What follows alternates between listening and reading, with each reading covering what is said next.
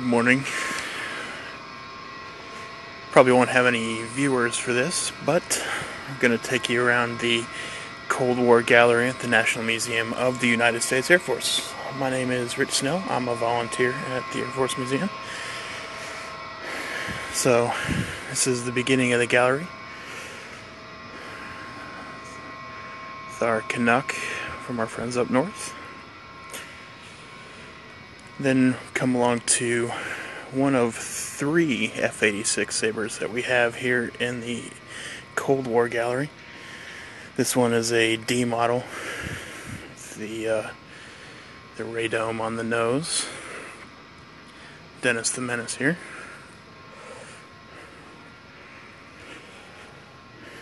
As we come around the corner, you can see our WB-50. The B-50 was a development of the B-29, and this one was a model that was modified for weather squadron duty. So it was used for atmospheric research and weather reporting.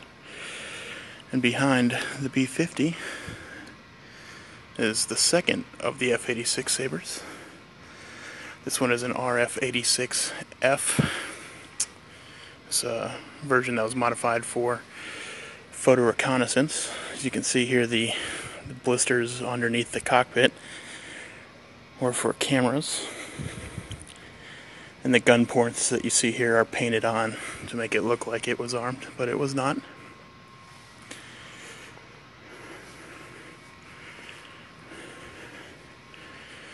Continue around the corner here. It's one of our twin Mustangs here. This one is the twin Mustang Betty Joe. It's a twin Mustang that flew nonstop from Hawaii to New York. It's an F-82B. The twin Mustangs were developed from the Mustang, but they are actually not the same airframe. So it looks like they just put two of them together, but they actually designed the whole new airframe around them. And back here you can see one of our two F-84s. The other one is right over here in front of our KC-97L. This KC-97 is actually my favorite aircraft in the museum.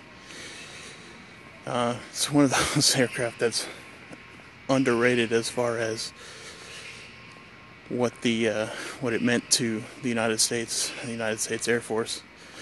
This one, I don't know if you can see it there underneath where it says U.S. Air Force. There's a name, and it's in old German script. It says Zeppelinheim.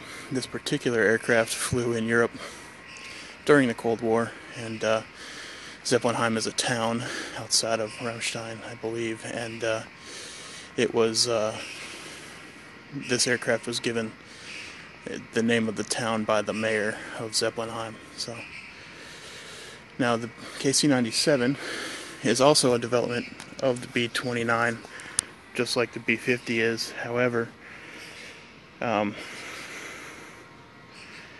you can see. I'll go around to the other side and you can see it better, but it's a double deck configuration. And while we're back here, we'll see the F-104 Starfighter.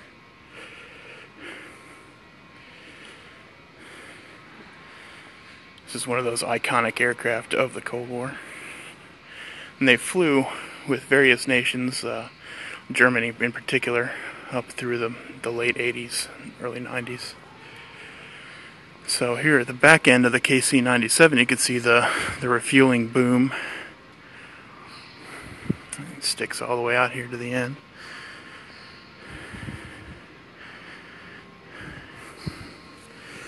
So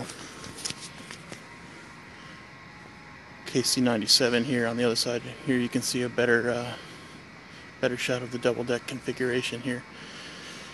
The KC-97s were the first true aerial tankers that the United States Air Force had, and they flew well into the 70s, I believe the early 80s, with the Air National Guard. And this one flew with the Ohio Air Guard, as you can see. Now the KC-97s were upgraded as the years went on, and capabilities of the aircraft they were fueling were getting better. And the KC-97L versions had these turbojet engines strapped under the wings to give them better performance, so that they could keep up with the aircraft they were supposed to be refueling. So, and then in front of the 97 here, we have the third of our F-86s in this gallery. This one is a F-86H, and they've taken the outer skin off of it so you can see all of the inner workings. So that's pretty cool.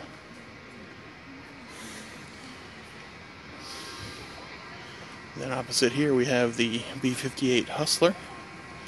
This particular aircraft is a record holder of several records, and I believe it's won the Collier and the Bendix trophies.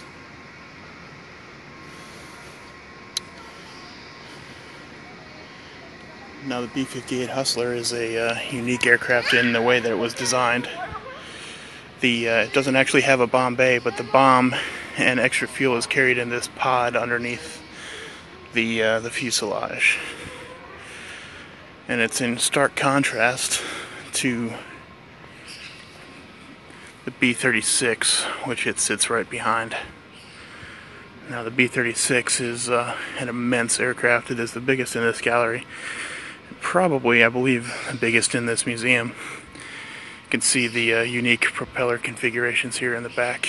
It's got 6 propellers in a pusher configuration, and then 4 turbojet engines strapped underneath on the wings.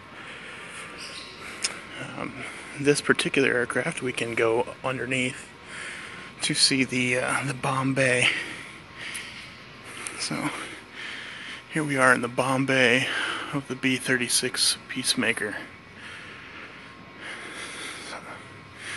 This particular one, we have a fuel tank put here in the bomb bay. This was not an uncommon feature as the years went on, and the payloads that it was flying became smaller. Not necessarily lighter, but smaller. So it's an interesting place. It's cavernous. And then here you can see this tube that runs the length of the bomb bay. This tube was a pressurized compartment that allowed people from the cockpit compartment in the front to go all the way down to the gunner compartment in the rear. And as we come through here again,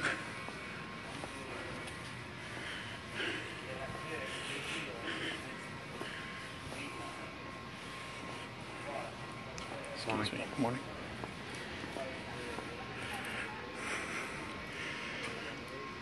We'll come underneath the B-36, and here we have some examples of nuclear bombs, thermonuclear weapons that the B-36 was designed to carry. Here's one of the MiGs we have in the gallery here. So here's the front end of the B-36. Can't really get a sense of how large it is from the video here, but I'll take you upstairs and we'll see from the other side. Another airplane we'll see better from up there is this RB-47. Now the B-47 was the first swept wing jet bomber that the United States Air Force flew. It was highly automated to reduce the crew size. The crew on the B-47 aircraft was reduced down to 3 people from the 10 or so that it took to fly a B-29 and the 13 that it took to fly a B-36. So here we are under the B-47. We're going to take a look at the other side of the gallery now. So right here in front of us we have the F-102. Delta Dagger. It's a unique aircraft of the Cold War. Flew as an interceptor for the United States and others. Then behind the F-102 here, we have over here the KH-14 Hexagon. This thing's about the size of a semi-truck trailer, and it is a photo reconnaissance satellite used by the United States during the Cold War. If you can see underneath here at the bottom, these silver and gold drums are actually the cameras. There's one of the camera apertures right there. And then these were all film cameras. This was before the age of digital camera technology, and the film would have to be returned to Earth to be developed, and that's what these domes here at the front were. They were the re-entry vehicles. If you're interested in that, there's a great lecture by one of the engineers who worked on the KH-14 on the National Museum of the United States Air Force website. Before we go further that way, I'm going to come over here and take a look at the B-2 Spirit. Now, this is the only B-2 that is on permanent public display anywhere in difficulties. But we're back with the SR-71. Now, the SR-71 was a aircraft that was designed and flew for the United States as a photo reconnaissance aircraft. Ultra high speed due to the engines and the unique design. And we have one here right next to us. Now the J-58 turbofan is an incredible machine, a brilliant piece of engineering, and if you have the chance, you should check it out online on how one of these works. It's a unique system of ducting and bypass and everything to keep the airflow subsonic while the plane around it's going Mach 3. It's pretty interesting. So opposite here we have the big brother to the F-102. It's the F-106. Also built as an interceptor and flew for the United States. Now this particular aircraft has an interesting history. The aircraft was being flown in the Midwest and entered a flat spin. Now the pilot couldn't recover and ejected. When the pilot ejected, the aircraft somehow managed to recover itself and then ended up flying around in circles for a while, and then made a gentle landing in a cornfield in I believe South Dakota, and was able to be recovered by the Air Force and put back into service. So now the United States Air Force Museum has it here. Next to me here is a C-133 Cargo Master. This particular aircraft also has an interesting note about it. This particular aircraft holds the altitude record for heaviest payload in a turboprop aircraft. So it's another record holder here at the museum.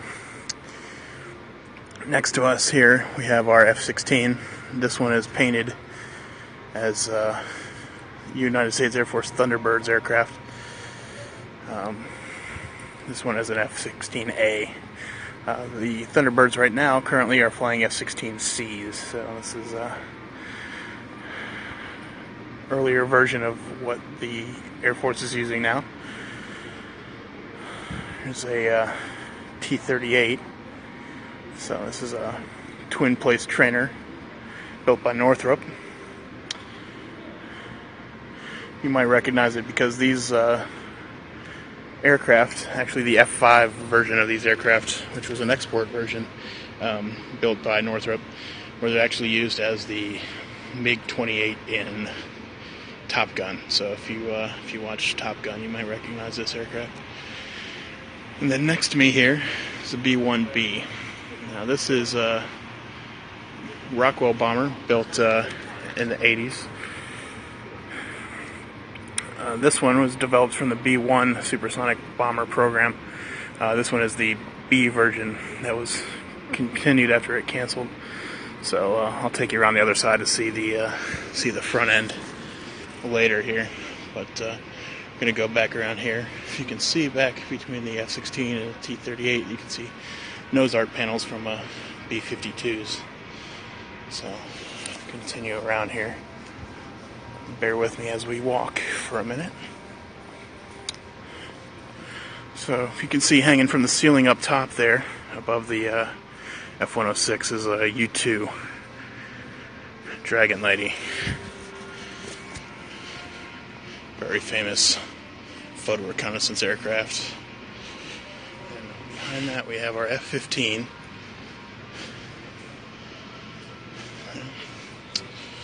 And over here is the F-100. This is a McDonnell product. The Voodoo, one of the Century series fighters, with the F-102 and the F-106, the F-104. And on this side we have a pair of Phantoms. So here's one F4, and then this second one over here with the shark's mouth is an RF4 modified for photo reconnaissance. You can see it still has the hard points under the wings. It's pretty amazing. This one flew in Desert Storm. You can see the camels there, mission markings. They actually flew the top number of sorties. You can see that they painted it on the side. So it's interesting here. Over here we have our Berlin Wall exhibit. A Trabant and some pieces of the wall. Obviously an important note in the history of the Cold War. Back in this corner we have some interactive exhibits, an F4 cockpit you can sit in, and back there is an F-16. And then we come over here, and on this side we have an AC-130 gunship.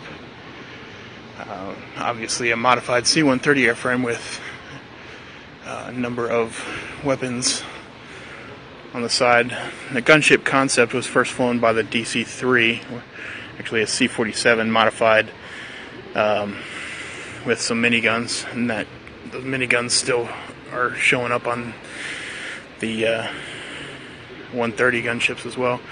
But the 130s also had heavier payloads, so they could carry bigger weapons. So over here we have some 40mm Bofors, and if you can't see in the dark here, I'll see if I can get my flashlight out. This here is a 105mm Canon M102 that was modified to fit into the back of this aircraft as well. And then back here we have a demo bomb, BLU-82 Bravo. It's basically a giant demolition charge that was built to be dropped out of C-130s. On this other side here, we've got the back end of the C-133, and underneath that we have a Panavia Tornado. Panavia Tornado is a European-built aircraft. Panavia Corporation, I believe, is a mixture of some British and other European aerospace interests, but Tornado is a great ground attack aircraft built in the 70s and 80s. So then come up to the GAU 8 Avenger, the cannon system that's in the A-10. And this is the museum's A-10. Morning. So the A-10 Thunderbolt II, also known as the Warthog. This aircraft is still flying with the United States Air Force today, although they're talking about replacing it, taking it out of service, I should say, to be replaced with the F-35 and F-22 units. Then over here we have our MiG-29 and the front end of our B-1B. It's a little bit better looking from this angle. So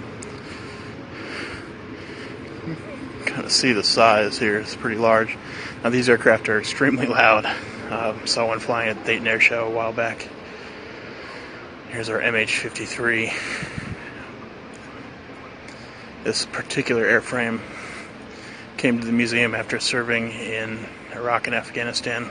After being retired there, it had flown for about 40 years, I believe, from the time this particular airframe first flew in service to the time it was brought to the museum.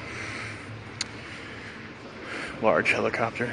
And then back behind the space shuttle here we have our pair of F-111s. This one is an EF-111A, and next to it we have a view of the cockpit escape system.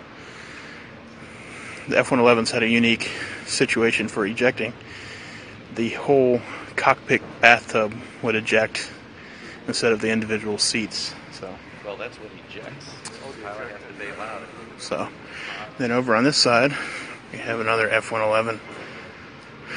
And then this one is not modified for the EF role. This was one of the F-111s that flew strike missions. And on the side of it here, we have a bunch of munitions. So this is one of the F model 111s. So you can see. It's a large swing wing aircraft. So, and a sample of munitions here. That's about all I have for this end of the museum. Please let me know what you think, and you can follow me on Twitter at Richard R. Snell, and post aviation related items. So until next time, see you later. Have a great day.